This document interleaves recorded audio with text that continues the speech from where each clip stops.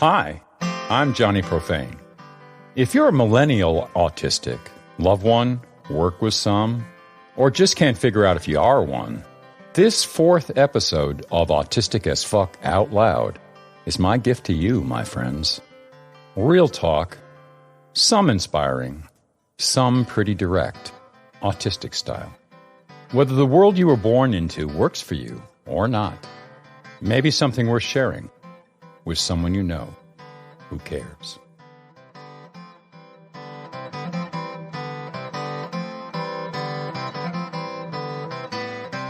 I call this one Millennial Autistic Friends. You're right. Question everything.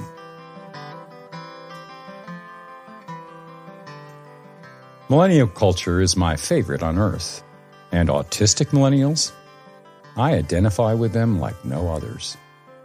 I talk with autistics who are staring at turning 30 or 40 every day. Smart, educated, eyes wide open, yet bewildered, uncertain. Some think they've done something wrong, but can't figure out what. But some are simply mad, because many people they turn to for help seem worthless, or worse, totally insane. The voices you're told to trust, likely giving you values, guidance, perky memes, demands, commands, expectations you struggle to meet.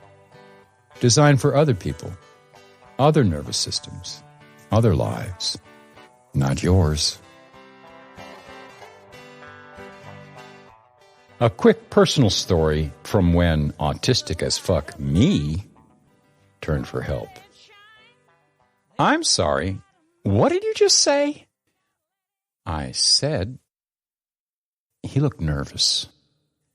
I said, I always recommend aversive therapy for my autistic kids, my clients. Snapping a rubber band. Yes. He seemed torn. Was I going to get positive reinforcement? Or that weird, hostile defensiveness professionals get when you ask them questions? Into that hesitant silence, I say, snap it hard as they can, against their wrist. Yes, the sting is important. Now he's eager to share.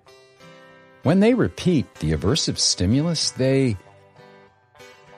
I interrupt with my ashen Clint Eastwood voice during a meltdown. Well, actually, just before. He's beaming, proud. They learn to snap the band at the earliest hint they'll lose control. It's operant conditioning. As if by giving it some science-y name, it's not self-inflicted torture.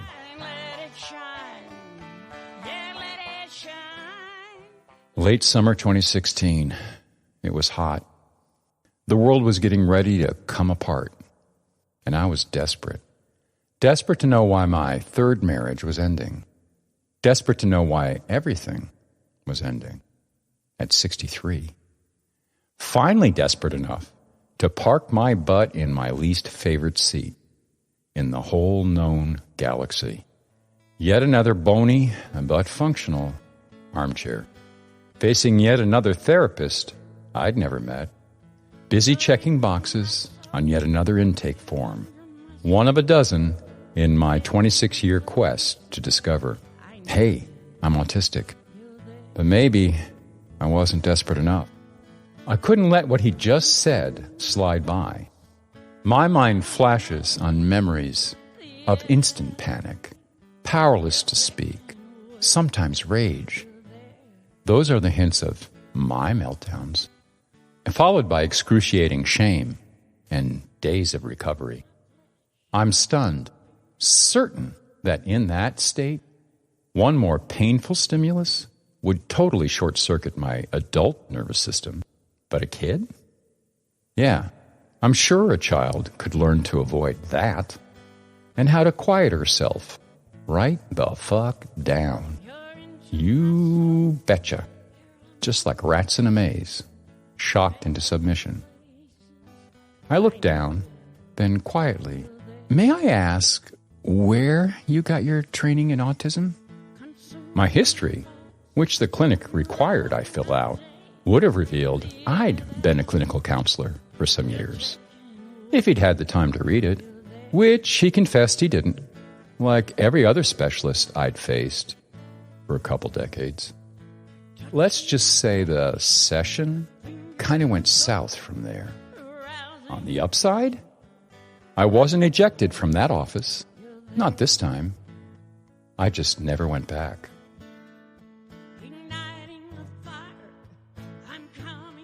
Truth? Most experts, consultants, seminar leaders, authors you're likely to consult, with few exceptions, have little personal knowledge of what it's like to be autistic. Definitely not what an adult autistic at this time on this planet is going through. Inheriting a broken world we didn't create. Coping with a rigged economy. Trying to stay motivated in shitty jobs. Barely paying bills with shitty wages. Career advancement? That get-out-of-jail card every generation counts on? Even with grad school, many young autists find the doors to the professional class closed, despite published inclusion policies. For bonus points, try being autistic and female, a person of color, or openly non-binary. Just to love me, I led a rough life. They told us school was the path to success. Looks like false hopes now. School didn't prepare us for this. Not the special classes, sensory accommodations, adjusted schedules, because it taught from that first day in kindergarten till that night you drank yourself silly after graduation. Any graduation. Every graduation. School taught precisely the wrong cultural messages to help autistics thrive. My friends, you are right.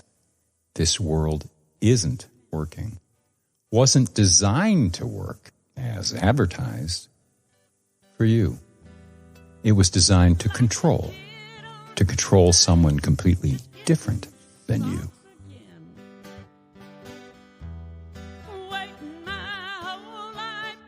Maybe you are a square peg in a round hole. Is there a fix? Could be switching careers to match your passions will work for you. Or keep your job, but invent the free time to dedicate to them. Could be, if you're more functional than me. I tried about a dozen times to make that work. I was a freelancer, magazine publisher, therapist, ad agency owner, marketing VP, nonprofit founder, with early success at each, but ultimate crash and burn at each. Like lots of autists, I've got what pros call comorbidities: PTSD, depression, dissociation, medical issues, and abuse history. Real-world careers proved nearly hopeless. My longest job, about 2 years. Nothing like suicide attempts and a stroke at 30 to slap you upside of the head.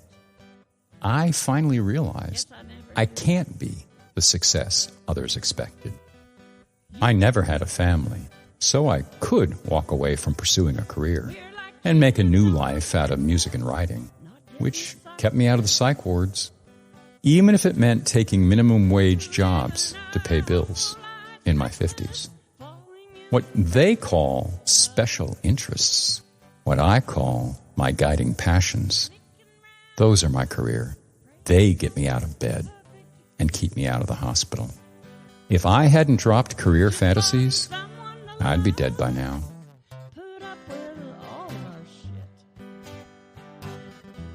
Question everything, my autistic friends. Teachers, doctors, experts, scientists, pastors, advocates, activists, loved ones, parents. Their cliches only make sense in a world where everything is designed to create productive factory workers and consumers. A world where as many human bodies as possible are crammed into as little space as profitable, with cheap lighting and little concern about privacy or even noise levels. An entire planet designed to keep billions of humans coming, going, eating, shitting, and making baby consumers on the most regular schedule, producing their measurable work in reliable amounts per hour. Their ideal humans are indoctrinated to focus on dreams. Income, power, satisfaction, always off in a hazy future, while we ignore the dreary job directly in front of us. Or they may choose to deny the reality many begin to suspect in their 30s. These dreams come true only for a few, a small club, and we ain't in it. Biggest career obstacle autistics face? Ideal humans know by instinct things we autists fight to understand. The social norms of power, dominance, and hierarchy, and that being liked by higher-ups is more important than any public policy or societal value. But higher-ups tend to like what they understand and can control. Ideal humans like themselves. Not so much autists.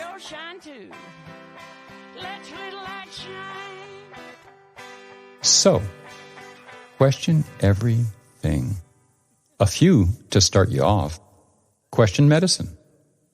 The medical model defines the deficits they find between you and what's normal. They don't understand your strengths. Question government. Populations keep getting bigger, which nations control with ever bigger demands for social compliance and cops. How's that going for the neurodivergent? Question experts. They freely admit they aren't sure what causes autism or how to treat it. So they possess no secrets. Consider what they say and feel free to reject it when it doesn't match your experience. Question family. Are their expectations making you happy? Question religion. Are you comfortable meeting the norms of a tight-knit community if it either tries to save you or condemn you? Question research. Since the 80s, funded mostly by corporations or nonprofits with agendas like Autism Speaks. Remember, researchers tend to report results that please their funders. Question journalism. Again, corporate owners. Again, messages only meant for productive citizens who consume. Question heroes. Did Temple Grandin grow up in your world? Are her answers yours? Does Judy Singer understand you or mock you? Question what they say. Like, two can live as cheap as one. Or, don't drink or trip alone. You're not a pack animal. Their rules aren't yours. Question autistic social media celebrities. Is your relationship two-way? Or are they making money, power, or influence off your autism and your follower number? For God's sake, question me. You may only learn from my mistakes. Above all, question yourself. How are you living? Failing to meet society's expectations? Or acknowledging your unique needs and working toward them? One last tip. When I figure out what to do, I start by considering the forbidden things. Pretty much any societal rule. What happens if you break it? Who would it hurt? Who benefits from it in the first place? Listen to your answers. Listen to yourself. And hey, make knowing what you need and want a special interest. Now you know you can be awfully good at that.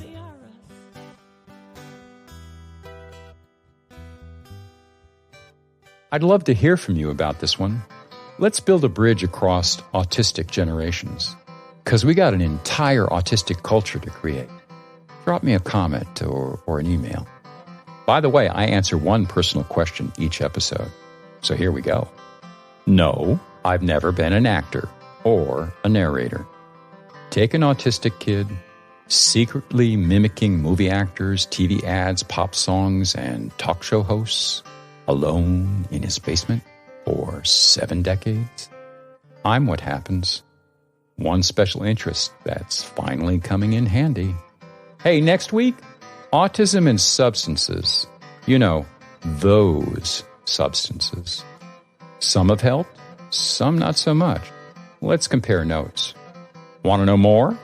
Check out my posts, paintings, poems, music, and politics at www.autisticaf.me.